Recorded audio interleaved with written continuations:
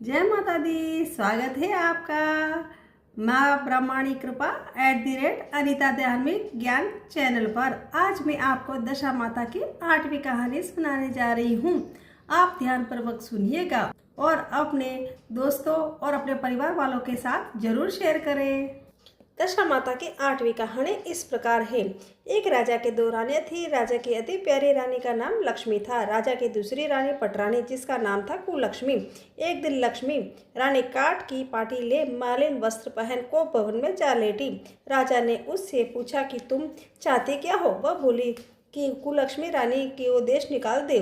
राजा की प्यारी न होते हुए भी कुलक्ष्मी रानी आखिर में पटरानी तो थी, अतः लोक लज्जा के कारण उसे सहसा निकाल सकने में लाचार होकर राजा ने उसे उसके पीहर भेजने का बहाना किया। उन्होंने रानी की एक पालकी में एक सवार कराया और आप घोड़े पर सवार होकर साथ चले। एक सघन वन में पहुंचकर राजा ने पालकी को रखवा दी और कुमारों से कहा कि यहाँ से हटा दिया जाए। कुमारों को वहां से हटा दिया जाए। इसके बाद वे घोड़ा दौड़ाते हुए अपने महल आ पहुंचे। कुलक्ष्मी रानी को बाट देखते सवेरा हो गया।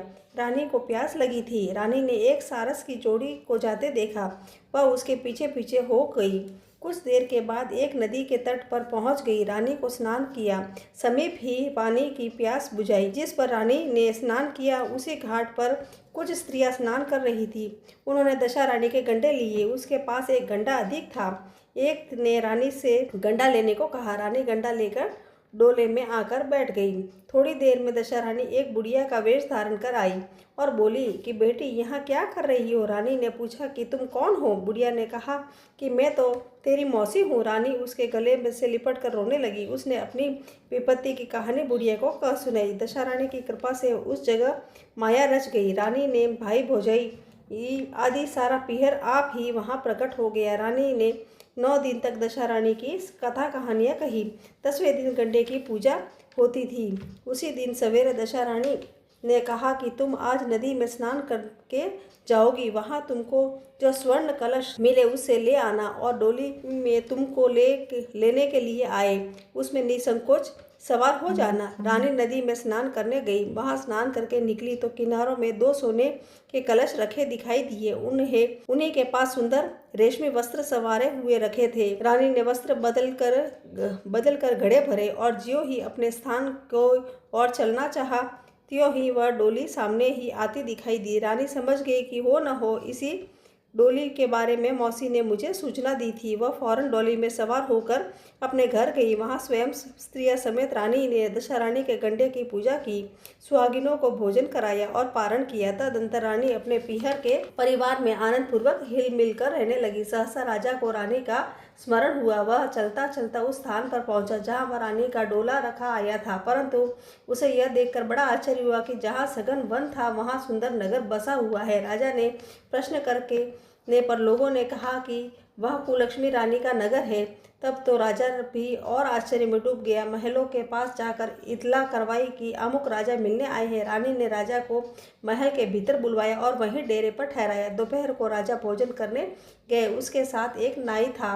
वह भी राजा के समीप ही खाने को बैठा। रानी राजा तथा नाई को भोजन परोसने लगी। पहली बार ज्यों ही रानी ने नाई के सामने पत्तल रखी त्यों ही उसने रायते का एक छींटा रानी के पैर पर डाल दिया। रानी ने उसके इस क्रिया को नहीं जाना। दूसरी बार रानी परोसने आई तब दूसरी पोशाक पहन कर आई। राजा मन में सोचने लगा कि यहाँ तो क्या क्या क्या कई रानियाँ एक सी है। डेरे पर आकर राजा ने नाई से कहा कि वहाँ तो कई रानियाँ हैं, यह कैसे मालूम हो कि अपनी रानी कौन है? नाई बोला कि रानी तो एक ही है, वह पोशाक बदल बदल कर परोसने आई है, इससे आपको भ्रम हुआ है। राजा ने पूछा कि जैसे तूने कैसे जाना कि रानी एक ही है? वह बोला कि मैंने पहले ही रानी के पैर पर रायते का छींटा डाल दिया था। वह दूसरी बार वह परोसने आई तब भी उसके पैर पर वही छींटा पड़ा था।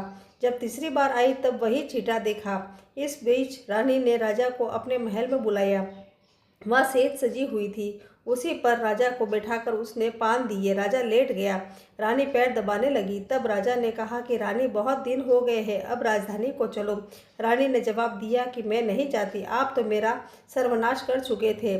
यह तो मैं सब मेरी मौसी की बदौलत है कि मैं आज जीती बच गई हूँ। इस पर राजा ने पश्चाताप करते हुए माफ़ी मांगी। तब रानी बोली कि मैं केवल एक शर्त पर आपके साथ चल सकती हूँ। यह बाग बगीचे आपकी राजधानी के समीप पहुँच जाए, जिससे जब मेरा जी चाहे आपके महल में रहूँ और जब जी चाहे तब तक मैं मौसी के महल में चली जाऊँ। मेरी मौसी बड़ी दयावान और भोली भाली है। राजा ने रानी की मौसी दशा रानी के पास जाकर ज्यों ही यह निवेदन किया, उसी समय दोनों शहर पास पास हो गए, मानो एक दूसरे के भाग हो। राजा ने दशा रानी की कृपा का प्रभाव जानकर शहर पर में ढिंढोरा पिटवा दिया कि अब से सभी लोग दशा रानी की पूजा किया करेंगे। भगवती दशा रानी की कुलक्ष्मी रानी पर जैसी कृपा की, वैसी आपत्ति में पड़ी हुई हर स्त्री में रक्षा करना और उन पर दया करना। जय बोलो दशा माता की जय।